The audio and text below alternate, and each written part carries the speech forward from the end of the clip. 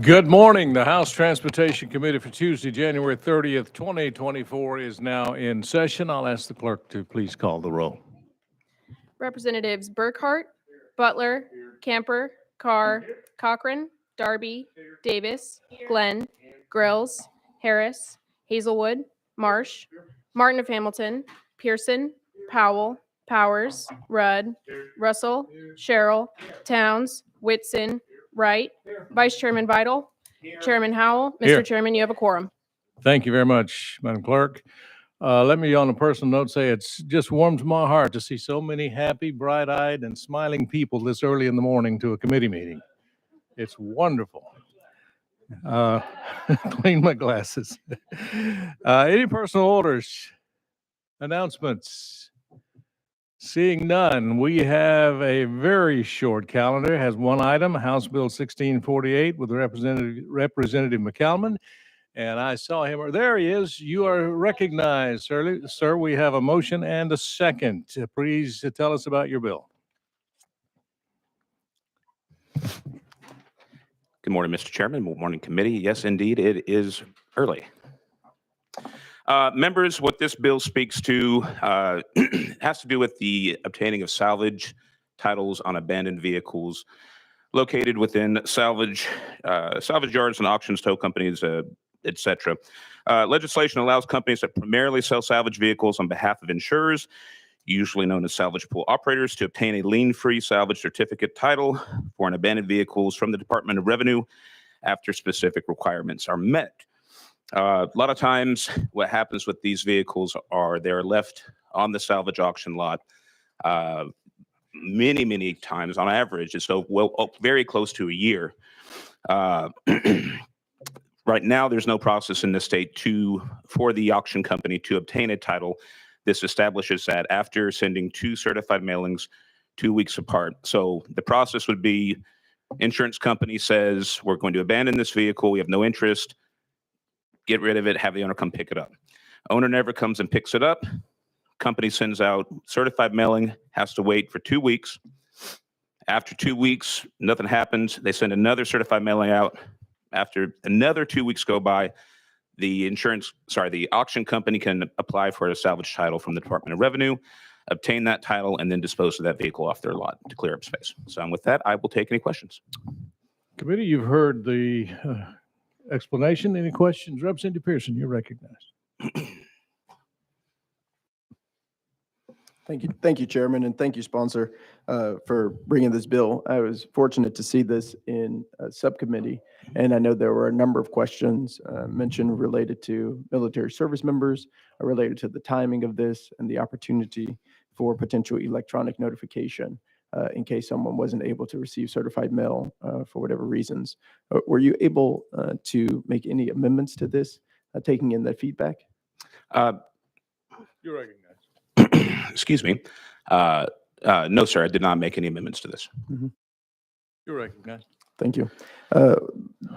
While I think this is a good bill and makes sense, particularly for the owners who need that lot space for other cars or whatever the case might be, as I understand the process, members, and how you articulated it the last time that you were before the subcommittee, was that an insurance company has decided they are not going to pay out or total a vehicle.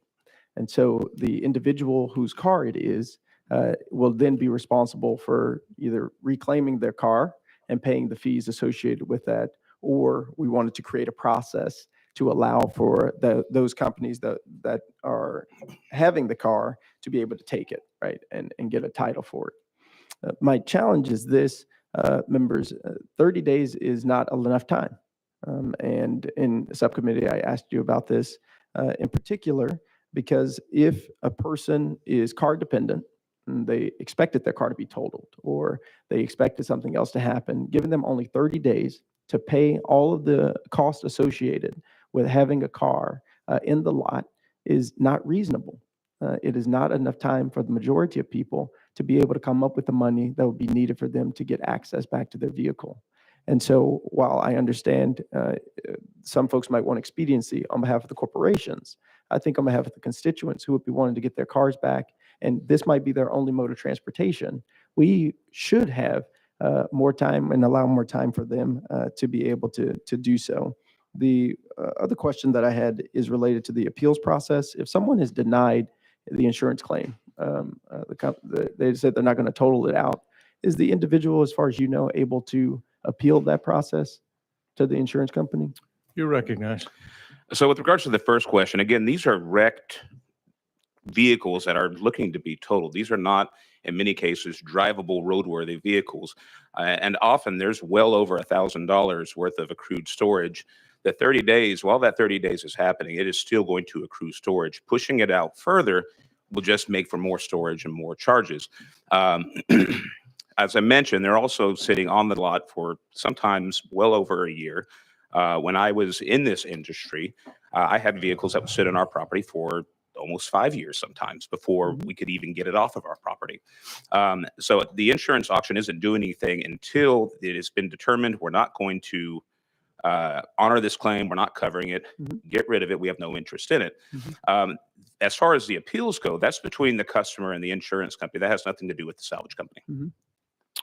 Follow up? Yes. And herein lies sort of my challenge, sponsor. If an individual does appeal to the insurance company, it might very likely take longer than 30 days after the insurance company has denied that they aren't going to total the car. And so between the time that someone could actually appeal the process to the insurance company, we could have given their car away already to the salvage yard. So that's a problem that is not addressed in this legislation. I think the other challenge that I have and still remains is the fact that if it's $1,000, as you mentioned, of storage costs that they're going to have to pay, if the car is nearly totaled, it is going to cost money and resources for them to be able to get the car fixed. That's one issue. But we aren't giving folks time enough with the minimum wage as it is in our state to be able to cover the cost of that. Because if this is their only vehicle, this is their only mode of transportation, we're not considering that in this legislation. It's skewed specifically toward the needs of the salvage yard. And I don't think that is the type of way that we should legislate. And so that's why I won't be supporting the bill in this current form. Representative Glenn, you recognize. Thank you, Mr. Chairman, and thank you, sponsor. As I told you in the subcommittee, I like the bill and I will be voting for it. I just wanted to say thank you for calling and clearing up the part that I had about our military soldiers who may be deployed. And in talking with my friend who owns a company, a salvage company, he thanked you for the bill as well. And he said that he hopes that everyone will do the right thing when it comes to deployed soldiers and give them some time to come back. He's held a car as long as a year waiting on a deployed soldier to come back. So he says he hoped that everyone will do the same, and he thanks you for the bill. And he also gave me a recommendation for something else, which I'll bring to you later. So thank you for the bill. Representative Butler. Thank you, Mr. Chairman. Question on the bill. All right, we have a question on the bill. Any objections? Seeing none, we are voting on House Bill 1648. All in favor, say aye. Aye. All opposed, nay. Ayes have it. If you want to record it as a nay, please see the clerk. The bill goes to calendar and rules. Thank you, members and chairman. Thank you very much. Members, that completes our calendar, but just quickly, a couple of announcements for you for planning. Next week, we plan to have a very informative report from our airports. They will be with us, and we will also have a calendar at that point as well. And then the following week, we'll be hearing from the Department of Safety important information about the progress they've had on CDLs and some other items as well. So without objection, we are adjourned.